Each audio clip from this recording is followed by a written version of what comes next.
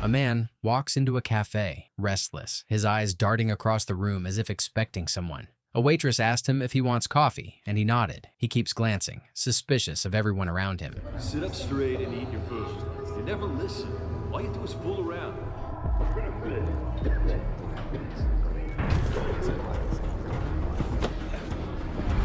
Back up, then. In the kitchen, he started clashing with a sick cook who coughs over the food. The fight was harsh, and the man, Frank, got the upper hand. The cook struggled to keep up. Finally, he put a rope around his neck and started strangling him. Then the story goes back to 1 year ago. Frank narrates how many words people speak in a day, comparing men, women, and lawyers. He said he speaks 80,000 words a day, but among those, only 3 of them are important. And those are the "I love you," he says to his wife and daughter. Frank Valera is a sharp lawyer known for bending the system to win his cases. One day, Sue, his wife, and Olivia, their young daughter, call to ask his whereabouts. Olivia is preparing for a talent show, excited to perform for her father. Frank pretends he is already heading home, though he is still at his desk. Her enthusiasm makes him pause, and he finally decides to leave work and watch her performance. But as soon as he heads for the elevator, a colleague drags him into another case discussion. Frank, you got a minute? You know, luckily there was a case argued just recently.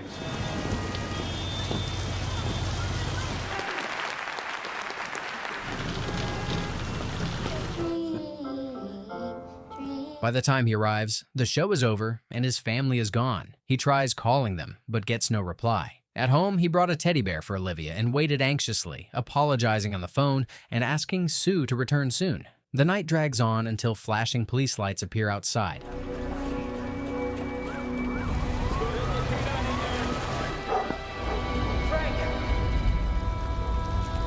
At the crime scene, Frank walks in a daze as voices fade around him. In a ditch lie 2 bodies holding each other, his wife and daughter. He collapses in anguish, restrained by officers. Soon, a funeral is held for them. I always kept my tongue quiet while my daughter was alive, but I never saw what she saw in you. And I do not ever want to hear your mealy-mouthed voice again. Back at his house, Frank lives in a haze, hunted by the memories of his wife and daughter. He spends his days getting drunk and watching anything that reminds him of them. Later, Frank confronts the police chief, Loizides, demanding action. The chief barely listens, distracted by his phone, mentioning Russian Mafia territory and some gold fibers found near the site. The Russian Mafia. They have a stranglehold in that area. It's hard to get anyone. You guys never found my wife's purse. Detective Lastica, will you please stop texting, sir? I'll try harder. Furious, Frank storms out. Officer Strode checks on him briefly in the hallway before Frank leaves. After getting out of the station, he drowns himself in alcohol at a bar. In the back room, a cage fight is underway. Fueled by despair, he starts screaming. Seeing this, one man started beating him. He went home, bloodied. Standing before the mirror, he thought this was the form of penance he needed. After this, he keeps going back to the bar, getting beaten again and again.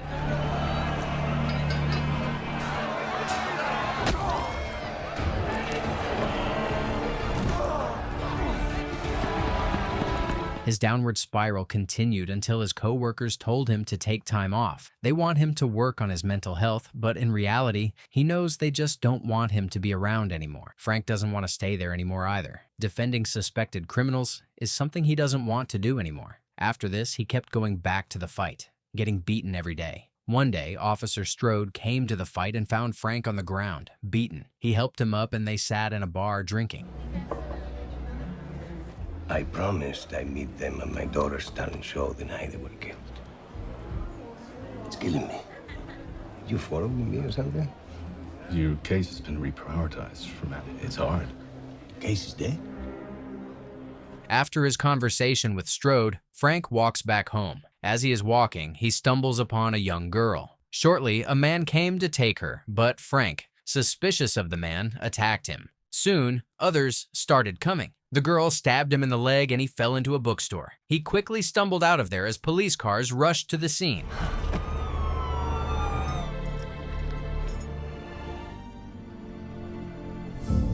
After this, Frank decided to train and be better. He set up a gym at his own house to train. He started throwing himself into brutal practice, strengthening his body and learning to fight in karate and jiu-jitsu gyms.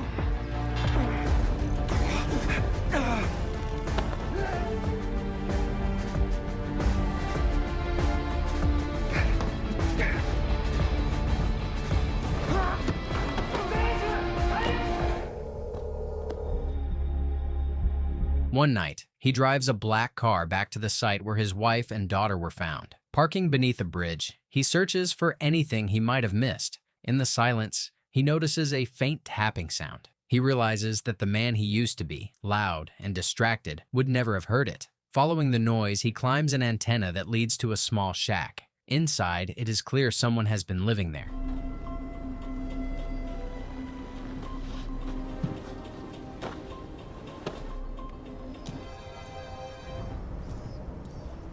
He walks back to his car only to find 4 men on it trying to break in. He walked towards them and one of them told him it was their territory and demanded his keys and wallet as payment. One of them has a dog ready to set on Frank, but the animal refuses to attack. Angered, the man kicks the dog away. Frank stays silent, pretending to hand over his wallet. At the same time, he grips his car keys and strikes the first man. A violent brawl erupts. Frank fights with precision and skill.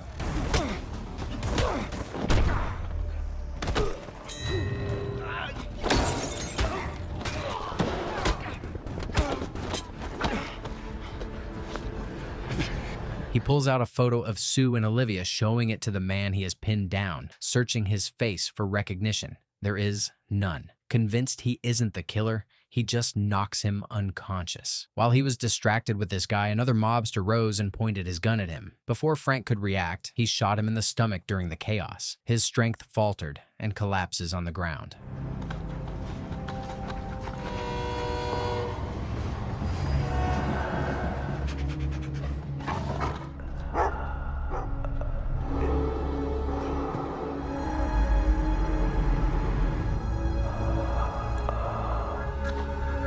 Frank wakes later, shirtless and bandaged in bed. He is not familiar with his surroundings. His wound has been treated. He quickly dresses and makes the bed he was sleeping on. When the woman walks to the room with water, he isn't on the bed. She then turned and saw him standing behind the door. The woman introduces herself as Alma, an emergency nurse who volunteers locally.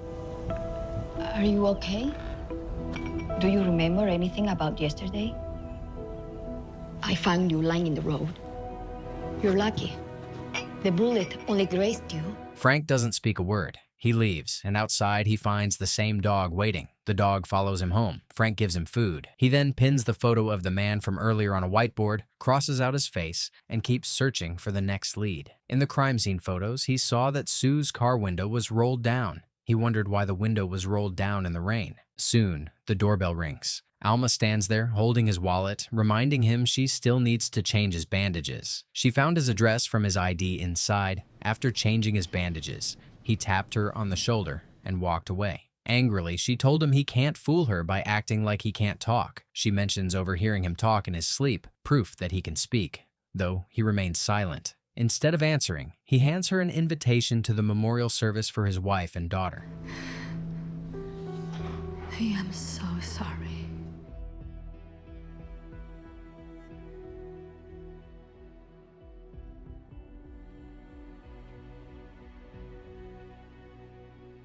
Was their killer ever caught?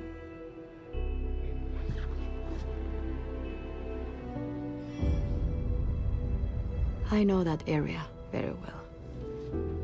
Let me know if you need any help.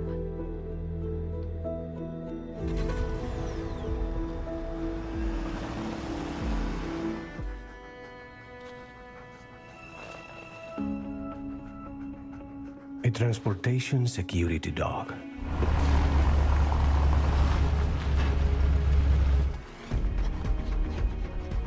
Still determined to track down answers, Frank goes back to the crime scene with the dog. He uses Olivia and Sue's clothes to give the dog a scent of what it is looking for. His search lead him to a manhole. Inside, he found Sue's purse. He then searches for the man who lived in the shack overlooking the crime scene. When he opens the door to the shack, no one was there. At night, he waited for the man to come back. He then saw him from a distance. the man coughing, going up the ladder. Frank went out of his car, but when he slams his car door too loudly, the man heard. He slips away before Frank can reach him. Frank later checks in on Alma, only to find she isn't at home. She's at the hospital, where a group of men confront her. They remind her of debts she owes and insist she cannot walk away. When she resists, one of them grabs her by the throat before finally letting go. Moments later, Frank arrives and takes her away. On the drive back, Alma explains that the shack Frank investigated belonged to a man known as Mr. Shivers. Yeah, I know this spot. It's Mr. Shivers' place. But I heard he works sometimes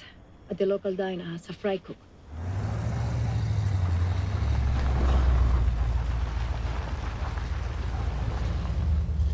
Thanks, Frank.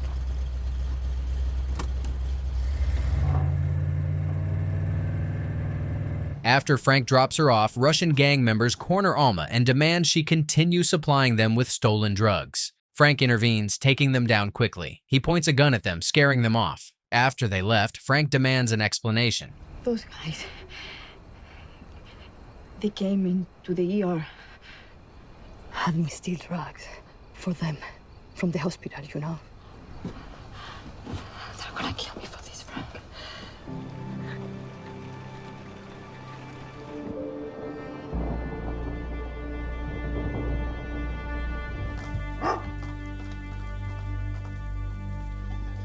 The next morning, Frank saw Alma cooking. Soon, they both sat for breakfast. As they are eating, she told him, even though she never worked with Shivers, she knows he has a distinct cough. The story goes back to Frank fighting Shivers. Inside the diner's kitchen, Frank confronts him. They clash violently, and when the fight ends, Frank forces Shivers to look at a photo of Sue and Olivia. Shivers doesn't deny knowing them. His eyes show recognition. Pressed further, he reveals that he had witnessed their murders from his shelter, and that the killer wasn't a gangster at all, but a police officer.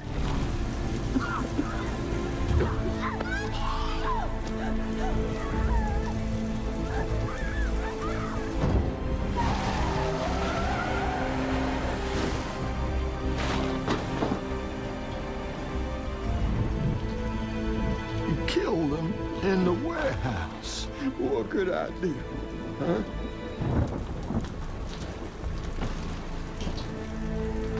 Got left behind.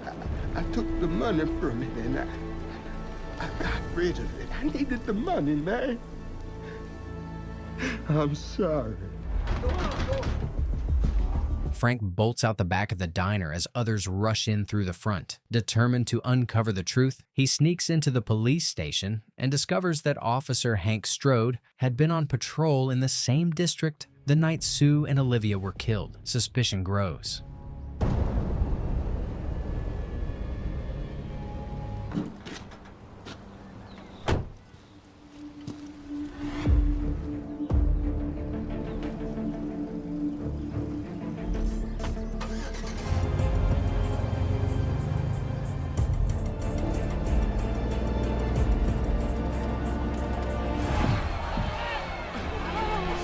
After following Officer Strode for 7 days, changing cars to avoid suspicion, Frank finally memorized his routine. One day, he finds a spare key hidden behind a planter at Strode's house and lets himself inside. There, he uncovers a police jacket with gold fibers fraying from the stitched badge, evidence that matches the crime scene. His search takes him deeper. Behind a false panel, he discovers a stash of disturbing items. Magazines with Frank's face on the cover, clippings about Strode's young daughter who was murdered years earlier, and old reports about the suspect Frank had once defended, a man freed on a technicality. A digital camera seals the horror. Stored inside are photographs of Frank's family events, including the funeral and Olivia's birthday. Realizing Strode's obsession, Frank leaves a message on his car, demanding he meet at a warehouse to retrieve the camera.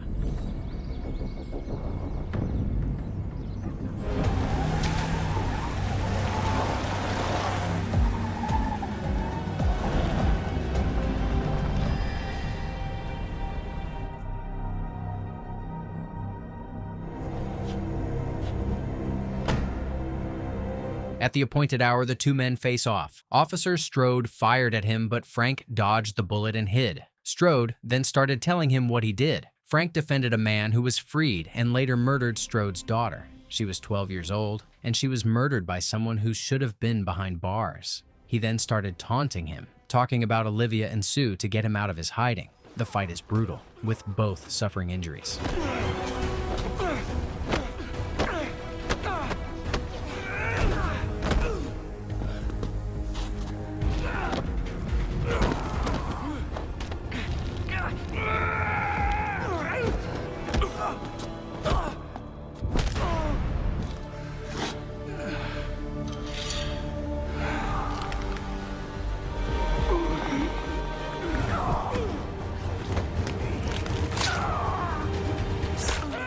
In the middle of the struggle, Frank remembers a lesson from Marcus Aurelius. True revenge is not to become like your enemy. With restraint, he spares Strode's life, knocking him unconscious instead of delivering a killing blow. Soon after, the news reports Strode's arrest and conviction. The police department admits that one of their own had betrayed the badge. Frank and Alma stand together at the graves of Sue and Olivia. For the first time, Frank breaks his silence, whispering a final message of love to his family.